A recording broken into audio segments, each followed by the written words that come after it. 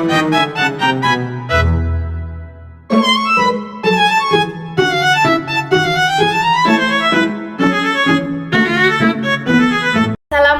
warahmatullahi wabarakatuh.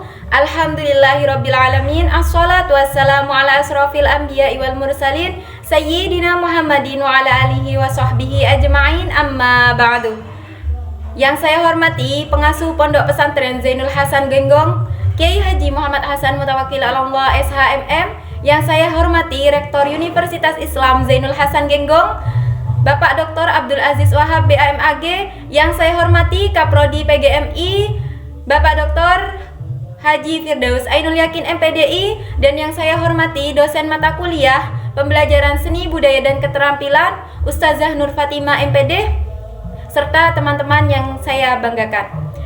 Pada kesempatan kali ini, perkenalkanlah saya Imratus Saadah Ramadhani Sahria dari Prodi PGMI semester 7.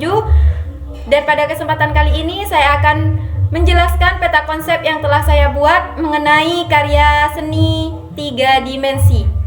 Baiklah teman-teman, inilah peta konsep yang telah saya buat mengenai karya seni rupa 3 dimensi.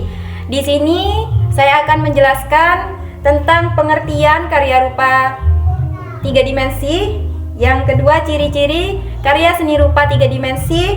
Ada contoh karya seni rupa 3 dimensi, ada fungsi karya seni rupa 3 dimensi, ada teknik karya seni rupa 3 dimensi, dan yang terakhir adalah langkah-langkah karya seni rupa 3 dimensi. Baiklah, yang pertama saya akan menjelaskan tentang pengertian karya seni rupa 3 dimensi. Apakah teman-teman tahu apa sih karya seni rupa 3 dimensi itu? Yaitu karya seni rupa 3 dimensi adalah karya seni yang memiliki panjang, lebar, dan tinggi, serta bisa dilihat dari segala arah, dari arah depan, belakang, samping, atas, dan bawah. Artinya, karya seni ini memiliki volume dan menempati ruang. Kemudian saya akan menjelaskan ciri-ciri karya seni rupa 3 dimensi. Yang pertama adalah memiliki bentuk dan volume. Yang kedua adalah dapat dilihat dari berbagai sisi. Yang ketiga adalah mempunyai ruang dan isi. Dan yang keempat adalah biasanya karya seni rupa ini bisa diraba atau dilihat secara langsung. Baiklah teman-teman, yang selanjutnya adalah contoh karya seni rupa 3 dimensi. Di sini terdapat beberapa contoh karya seni rupa 3 dimensi. Ada patung, ada karya dari tanah liat, ada miniatur bangunan, ada ukiran kayu, dan yang terakhir ada karya dari bahan daur ulang. Yang pertama, patung. Patung itu biasanya bisa berbentuk patung manusia atau patung hewan. Yang kedua adalah karya dari tanah liat, seperti contohnya vas, guci, dan lain sebagainya. Yang ketiga ada miniatur bangunan. Nah, miniatur bangunan di sini bisa berupa maket rumah atau maket sekolah.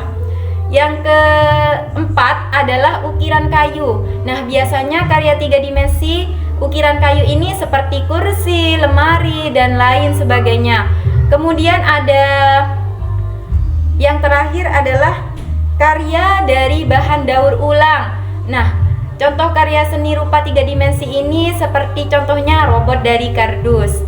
Kemudian yang selanjutnya adalah fungsi karya seni rupa 3 dimensi. Jadi karya seni rupa 3 dimensi memiliki 2 fungsi. Yang pertama yaitu fungsi estetis dan yang kedua adalah fungsi praktis. Apakah teman-teman tahu fungsi estetis dan fungsi praktis itu?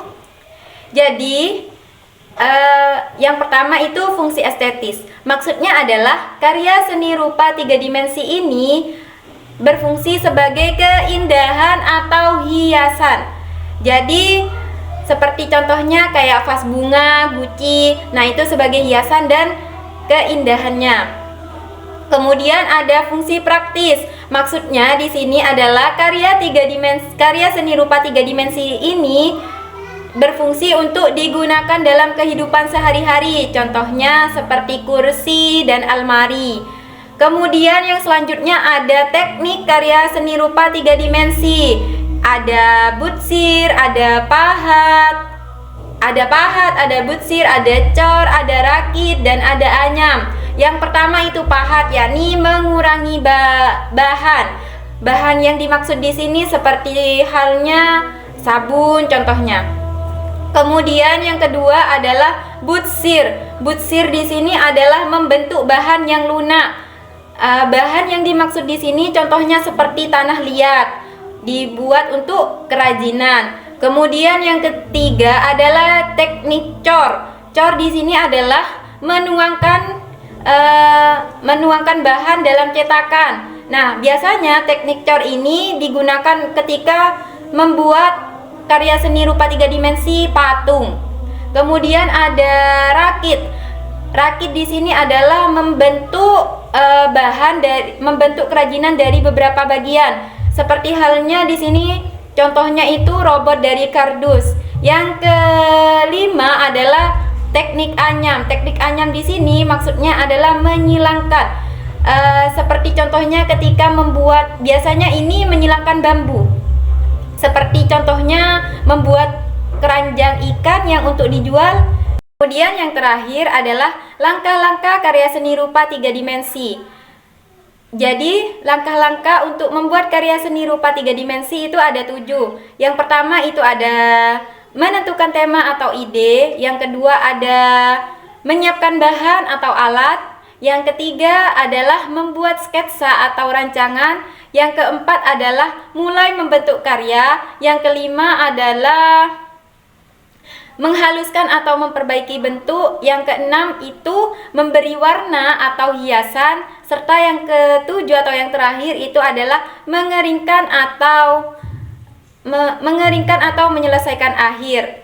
Baiklah teman-teman, mungkin itu saja penjelasan saya mengenai peta konsep karya seni rupa 3 dimensi.